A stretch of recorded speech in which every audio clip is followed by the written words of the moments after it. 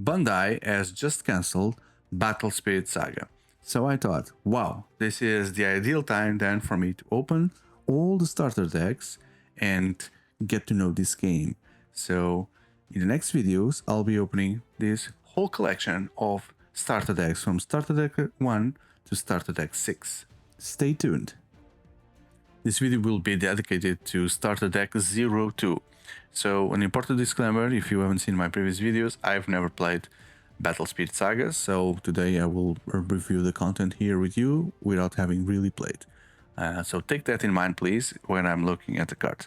So this one is called Call of the Curses. So without knowing much, I would say seems like this is going to be an undead, zombie, skeleton kind of deck, which I don't know how that reflects into mechanics.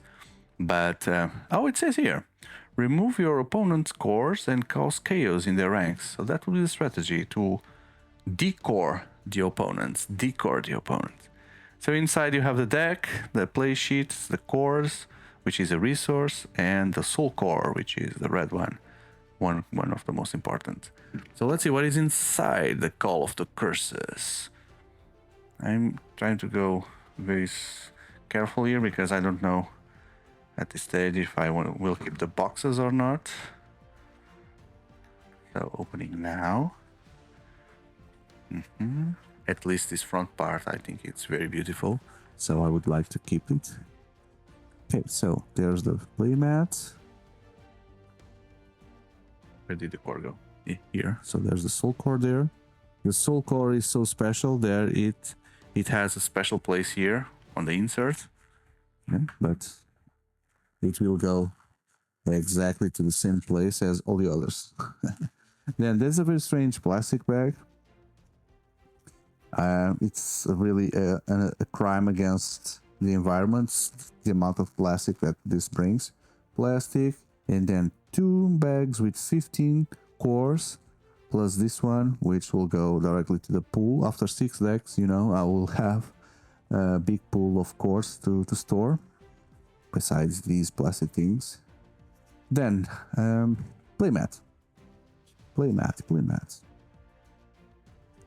So this is not only a playmat where you have a life. Every time you get hit, you lose life here. The life will go to the reserve, where you can use to summon cards. There are some special cards which have the burst effect that you place here, which works like a trap, like Yu-Gi-Oh traps. This is where you put your permanents, the turn order, the deck goes there, the discard pile, and then when you use the cores, they go here as a discard pile for cores. Then on the other side, similar to One Piece, similar to Dragon Ball, there's the rules manual. Ta-da! This is Battle Spirits Saga in a simple way. You know, after a while, this doesn't cover, will not cover the advanced rules. We know that, but at least for a starting point, it will serve the purpose. Then, the deck. Just take this out of scope. Camera. Okay, so the big guy, you have 2 Dark King Snake Pendocles. So it costs 7, which could be discounted with 3 if you have more cards with this symbol. It's going to be a passive resource that counts towards that. So if you have 3, you just need to pay 4 cores. And then, depending on the amount of cores that you put in him, the way this game works and the different mechanics that it brings is that if he has 1 core, he will have this power, fighting power, and he will have access to the level 1 ability. Then if he has 3 cores, then he will have access to these 2 abilities. Okay, and then on level 3, he will become even stronger and have access to both. Okay, and then when you summon, you select one. Even when you summon, you can summon already in a different level. Select one of your opponent's spirits, remove all but 1 core from it and place it into their reserve. So you just lower the power of any creature. It could be the big boys. When you summon this one, that's the strategy we saw here. The strategy, remove your opponent's soul cores. Yeah, so debuffs everything. And then on level 2 and 3, When this spirit attacks, select one of your opponent's spirits, remove a core from it and place it into their trash. Yeah, so this guy will be hitting hard in everything. Okay. Then he has serpents, the Dragon Nag Assassin. There's a serpent working for him, 3 serpents. The Segro Snake. I've mentioned in previous videos, so the quality of the cards, they don't look that premium as other games. They feel very plastic. The smell is something that I really appreciate in card games. This doesn't touch any stimulation point, because the smell is yeah, it's almost non characteristic smell. Mumira, there's a mummy here. A mummy. When summon, remove cores. 4 of them. The Demo Bones. This artwork seems very childish and cartoony compared with everything else. The Mummy Fan. So really, I guess I get it right. This is the Undead deck, which is not easy to get it because, yeah, when you see skeletons, the Lich King, it must be accompanied with other undead.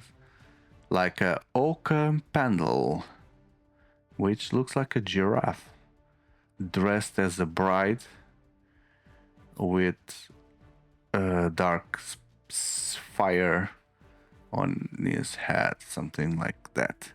The Dark Knight Florence. So dark that so yeah, he is really, the armor is dark. He has some crow wings, so he flies. But I haven't seen flight as a trait here on this game. So the skull flies, so this one flies for sure, and there's nothing special here. So when the card don't have any powers, they just have a big flavor text, which I'll definitely take a look. Phasmobat.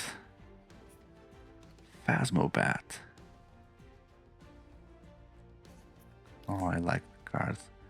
I really like these cards. The Stray Soul. Really, I guess this game, I don't know why this game didn't succeed, but it looks very cool. The Dark Grail. Oh, the Dark Grail. They are getting religious now. Grails here.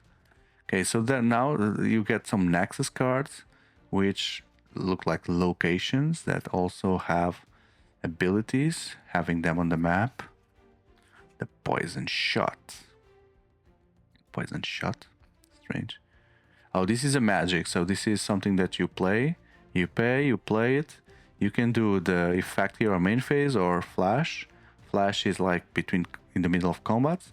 Or it also can go to the burst section, which is like a trap in Yu-Gi-Oh!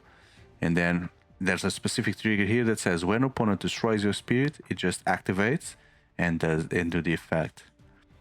So another magic here, the Core Drain. Destroying cores. And another magic, which is also a burst, the Bloody Rain. So yeah, the feeling that I get without having played yet is that this game is very versatile. You can do many things, different things with the same cards. So I truly like that. I do. I don't know why this was cancelled, because it looks very cool. The art, everything. So, but yeah, that's me, and I know, I'm crazy about this stuff. So maybe I'm not the best person to judge here. But anyway, normally I say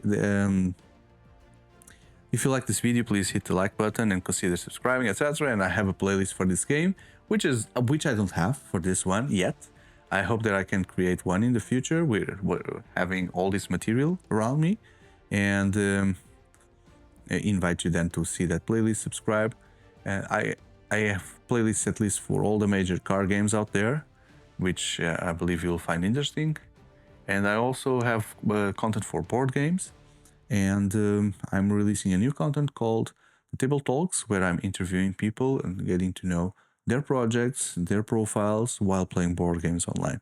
So I definitely think you will find interesting content out there to consider subscribing and be part of this community. Thank you, and I hope to see you in the next video. Goodbye.